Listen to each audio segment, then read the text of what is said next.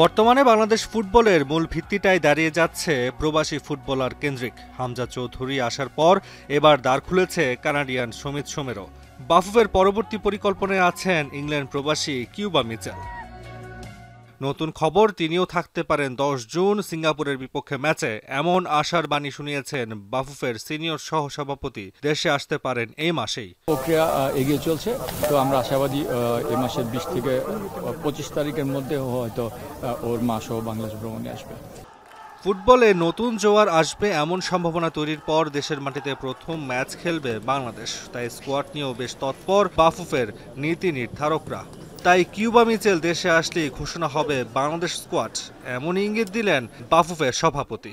আমরা ওয়েট করবো 29 মে পর্যন্ত দেখতে যে আমাদের চলমান BPL league, BCL league, even maybe under nineteen যারা খেলবে কারা কারা চান্স পাবে।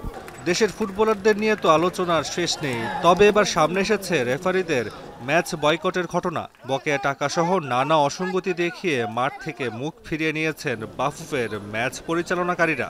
আমাদের রেফারিরা আমাদের একটা বড় অংশ, তারা সবসময় চেষ্টা করে খেলাটাকে মাঠে রাখার জন্য। আমি রেফারিদের যে স্যাক্রিফাইস যারা করেছে, অনেক সময় পেমেন্ট টাইমলি পায় না, অনেক সময় ওদের পকেটে খরচ করতে হয়, সেটার উপর আমি সম্মান রাখছি। বাট ডেফিনেটলি আমরা সমাধানের পথে অলরেডি চলে এসেছি। 10 জুন সিঙ্গাপুরের ম্যাচের আগে জাতীয় স্টেডিয়ামে একটি প্রস্তুতি ম্যাচ খেলবে জামাল তোপুরা। সেই ম্যাচের প্রতিপক্ষ চূড়ান্ত হলেও আপাতত নাম প্রকাশ করতে রাজি নন বাফুফে বস।